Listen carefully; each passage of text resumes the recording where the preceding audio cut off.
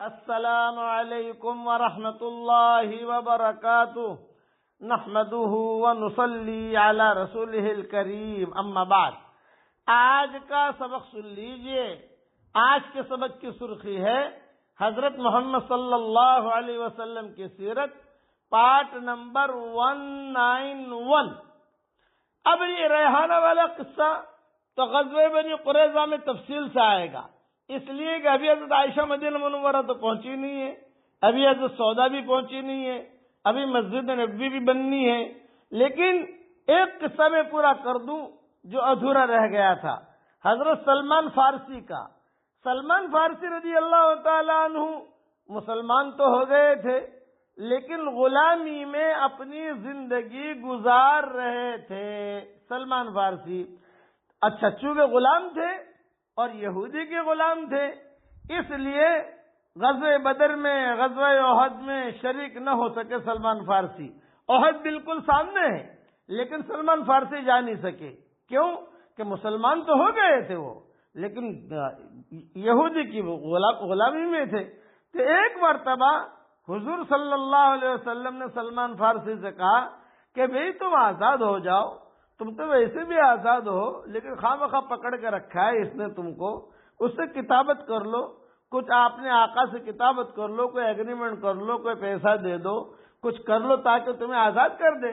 سلمان فارسی نے کہا کہ حضرت یہ جو میرا آقا ہے، جو میرا مالک ہے، یہ اڑیے ٹٹو جیسا ہے، بہت سخت یہودی ہے اور بہت کام لیتا ہے اور وہ مالدار بھی بہت ہے، اس لیے وہ مجھے جلدی سے آزاد نہیں کرے گا۔ آپ نے فرمایا کہ نہیں، تم جو ہے بات تو کرو۔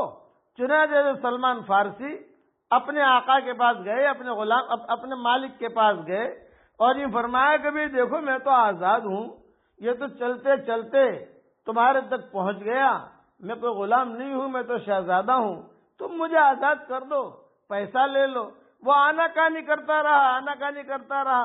سلمان فارسی کہتے رہے بھی مجھے آزاد کر دو تاکہ میں اپنا یکسوئی کے ساتھ مدینہ منورہ میں کام کروں۔ چنانچہ اس کے آقا نے کہا، اس کے مالک سلمان فارسی کے مالک نے کہا کہ 2 شرطوں پر آزاد کروں گا۔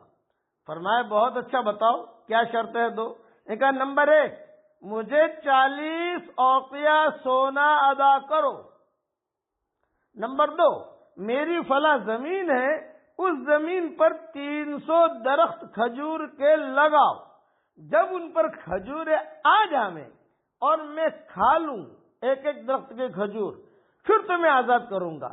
کھجور کا درخت اگنے میں بہت دیر لگتی ہے، باپ لگاتا ہے، بیٹا کبھی پوتا کھاتا ہے، یعنی وہ آہستہ آہستہ پروان چڑھتا ہے، ایک دم سے وہ نہیں اگ جاتا جیسے ہمارے یہاں دھوتی کی طرف فوراً اگ گئے، فوراً ہی آ گیا، یہ نہیں، ٹائم لگتا ہے اس میں۔ چنانچہ حضور اکرم صلی اللہ علیہ وسلم کے پاس آئے سلمان فارسی اور یوں کہا کہ حضرت یہ 2 شرطیں، آپ نے فرمایا منظور کر لو، اور آپ نے لوگوں کو ترغیب دی کہ سلمان کی کھجور کے پودوں سے امداد کریں۔ چنانچہ کسی نے 30 پودوں سے، کسی نے 20 پودوں سے، کسی نے 15 سے، کسی نے 10 پودوں سے مدد کی۔ جب پورے کے پورے پودے جمع ہو گئے تو مجھ سے فرمایا اے سلمان چلو کون سی زمین میں لگانے ہیں، چلو میرے ساتھ۔ چنانچہ حضور صلی اللہ علیہ وسلم خود تشریف لے گئے اور سلمان سے کہا کہ اے سلمان گھڑے تیار کرو۔ سب گھڑے تیار کیے، 300 گھڑے تیار کیے۔ جب گھڑے تیار ہو گئے تو حضرت محمد صلی اللہ علیہ وسلم نے اپنے مبارک ہاتھوں سے ان تمام پودوں کو لگایا اور برکت کی دعا فرمائی۔ خود حضور نے لگایا۔ بعض کتابوں میں یہ ہے کہ ابوبکر صدیق پودوں کو اٹھا کر جو ہے حضور صلی اللہ علیہ وسلم کو دیتے تھے اور حضور صلی اللہ علیہ وسلم گھڑوں میں رکھتے جاتے تھے، یعنی نبی کا درخت پودوں کو لگانا یہ بہت بڑی چیز تھی۔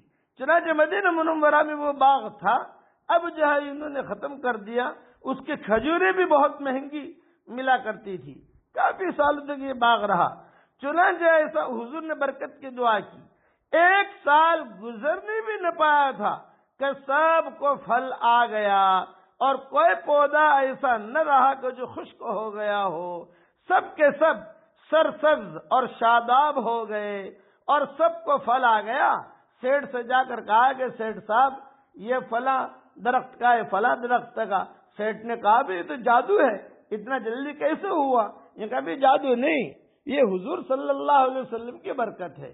ایک قرضہ تو ادا ہو گیا، صرف دراہیم باقی رہ گئے۔ ایک روز ایک شخص آپ کے پاس انڈے کے برابر سونا لے کر آیا۔ آپ نے فرمایا ارے بھائی وہ سلمان کہاں ہے، وہ سلمان کہاں ہے؟ میں حاضر ہوا۔ یہ کہا لو بھائی یہ سونا بھی آیا ہے، اپنے مالک کو جا کر دے دو۔ میں نے کہا حضرت 40 اوقیہ مانگ رہا ہے وہ، 40 اوقیہ۔